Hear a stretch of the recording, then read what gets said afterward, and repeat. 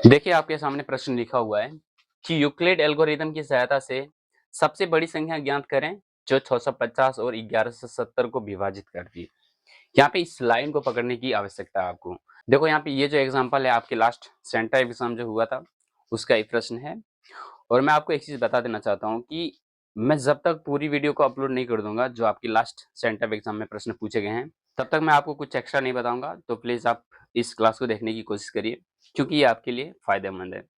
अब देखो मैं यहाँ पे लाइन को क्लियर कर देना चाहता हूँ। यूक्लिड एल्गोरिदम की सहायता से सबसे बड़ी संख्या, वैसे हमारे पास जो यूक्लिड एल्गोरिदम होती है उससे हम क्या ज्ञात करते हैं, एचसीएफ ज्ञात करते हैं। मैं आपको यहाँ पे बता देना चाहता हूँ जो हमारे पास यूक्लिड एल्गोरिदम होता है उससे हम सिर्फ यही निकालते हैं कि हमारे पास एचसीएफ की वैल्यू निकालते हैं। और ये एक तरीका है जिससे हम एचसीएफ की वैल्यू प्राप्त करते हैं। और यहाँ पे इसका जो फंडामेंटल होता है वो ए बराबर बी क्यू प्लस आर होता है। आपको सिर्फ ये याद रखने की आवश्यकता है। कभी कभी आपके एग्जाम में डायरेक्ट यही पूछा जाता है। तो यहाँ पे कुल मिला के ये बात है, जो हमारे पास सबसे बड़ी संख्या ज्ञात करने बोली जा रही है वो इसका एचसीएफ निकालने बोला जा रहा है। यानी कि यहाँ पे 650 और 1170 का एचसीएफ बोला जा रहा है। अब देखो यहाँ पे आपको लाइन कैसी पकड़नी है, तो यहाँ पे देखो सबसे बड़ी संख्या ज्ञात करें जो 650 और 1170 को विभाजित करती है। अब यहाँ से कैसे पता चला कि हमें एचसीएफ ही निकालनी है, तो दो बातें आप ध्यान में रखिए। जब हमारे पास एचसीएफ बोली जाती है तो वहां पे हमारे पास ये होगा कि संख्याओं, वहां पे ये होगा कि संख्या को विभाजित करती है। और जब एलसीएम की बात आती है तो वहां पे लाइन आपको कैसा लिखा रहेगा, संख्या से विभाजित होती है। तो आपको यहाँ पे दो बातें याद रखनी है। एचसीएफ के लिए संख्या को विभाजित कर, यहाँ पे वही लिखा है संख्या को विभाजित करती है, इसका मतलब एचसीएफ निकालनी है। एलसीएम का मतलब संख्या से विभाजित होती है, तो से नहीं है को है, इसका मतलब हम यहाँ पे एचसीएफ निकालेंगे। अब यूक्लिड विभाजन एल्गोरिदम की मदद से निकालेंगे तो उसका फंडामेंटल हमारे पास यहाँ पे होता है ए बराबर बी क्यू प्लस आर। अब देखो यहाँ पे हमारे पास दो ही संख्या दे रखी है, एक 650 और 1170। अब हमें इस फॉर्मेट में लेके आना है, तो मैं आपको एक चीज बता देना चाहता हूँ।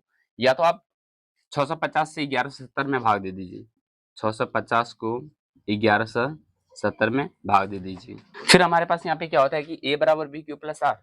इसका मतलब हमारे पास यहाँ पे a बराबर बी क्यू प्लस आर। और हम जानते हैं यहाँ पे a की जो वैल्यू होती है वो भाज्य होता है, और ये भाजक, ये भागफल और ये शेषफल होता है। ठीक उसी प्रकार से हमारे पास a बराबर भाज्य, और हम जानते हैं हमारे पास यहाँ पे भाज्य क्या है, 1170 है। तो इसका मतलब ये हुआ कि हमें सबसे पहले सबसे बड़ी संख्या देखनी है। तो इन दोनों में से सबसे बड़ी संख्या आपको देखनी है और वो है 1170। अब हम क्या करते हैं, बी क्यू, बी का मतलब भाजक यानी 650 से गुना कर दें, 650। अब गुना किससे करें, जो हमारे पास ये कट जाए या फिर इससे छोटी वैल्यू आ जाए। तो मैं यहाँ पे करता हूँ 650 को भाग में करता हूँ, तो ये हमारे पास हो जाएगा 6 दूनी 12 अधिक हो जाएगा यानी कि एक से ही। और यहाँ पे मैं लिख देता हूँ 650। अब यहाँ से कैंसिल करो 0। फिर हमारे पास यहाँ पे आ जाएगा 7 में 5 गया 2 और 11 में 6 गया 5। यानी ये जो हमारे पास हो जाएगा ये आर की वैल्यू हो जाएगा, और यहाँ पे ये हमारे पास क्यू की वैल्यू। तो ठीक हम जानते हैं बी क्यू, बी की वैल्यू हमने लिख दिया। अब क्यू की वैल्यू चाहिए जो कि हमारे पास 1 है, और प्लस का आर, आर हमारे पास 520 हो जाएगा, 520। अब देखो यहाँ पे आपके मन में सवाल उठता होगा कि हमारे पास सर एचसीएफ की वैल्यू कब आएगी। तो मैं आपको बता देना चाहता हूँ, जब यहाँ से हमारे पास ये जो आर की वैल्यू है ना, इसकी वैल्यू हमारे पास 0 आएगी, तब हमारे पास एचसीएफ का जो वैल्यू आएगा वो हमारे पास बी आ जाएगा। ऐसे सिस्टम करते करते आप जाएंगे तो आर की वैल्यू 0 प्राप्त हो जाएगा, तब उस वाले केस में आपको ये बी की वैल्यू आपका एचसीएफ हो जाएगा। देखो मैं यहाँ पे करवा रहा हूँ, तो यहाँ पे ये हो जाएगा। अब देखो यहाँ पे 0 तो नहीं आया, इसका मतलब हमें फिर से ये प्रक्रिया दोहरानी पड़ेगी। अब यहाँ पे 650 सबसे बड़ा है, तो यहाँ पे मैं लिख लेता हूँ 650। देखो मैं यहाँ पे इसके साइड में लिख देता हूँ कि हमारे पास संख्या क्या है, वो है 650 और 1170। इसके लिए हमने ये किया, और फिर हमारे पास जब 0 नहीं आया तो हमने यहाँ पे ये किया 520 और 650। इसके लिए हमारे पास ये प्रक्रिया हो जाए। अब 650 सबसे बड़ी संख्या है, सबसे बड़ी संख्या हमने लिखा, अब यहाँ पे 520 से हम भाग देंगे तो कितना बार में जाएगा, तो हमें लगता है कि एक बार में जाएगा। और प्लस का हमारे पास क्या बच जाएगा, तो यहाँ से 0 हमारे पास हो जाएगा और ये हमारे पास 5 में 2 गया 3 हो जाएगा और यहाँ से ये 130 हो जाएगा। अब फिर हमारे पास नहीं काटा तो हम यहाँ पे लिख देंगे 520, 130 और ये हमारे पास ये लाइन जाएगा। अब यहाँ से हमारे पास क्या हो जाएगा, तो सबसे बड़ी संख्या हमारे पास 520 है और बराबर 130 से हम गुना करेंगे। तो 130 से जब गुना करेंगे तो हमारे पास कितना बार में जाएगा, ये हमारे पास 2 बार में जाएगा, नहीं ये हमारे पास 13 चौकी 52, 4 बार में जाएगा। 4 से गुना करने के बाद 13 चौकी 52 यानी 520 आ जाएगा। अब हमारे पास रिमाइंडर कितना 0 आ जाएगा। जब हमारे पास r की वैल्यू 0 आ जाती है तो उस वाले केस में हमारे पास ये b की वैल्यू HCF कहलाता है। यानी कि मैं यहाँ पे लिख सकता हूँ कि 650 और 1170 का HCF हो जाएगा 130।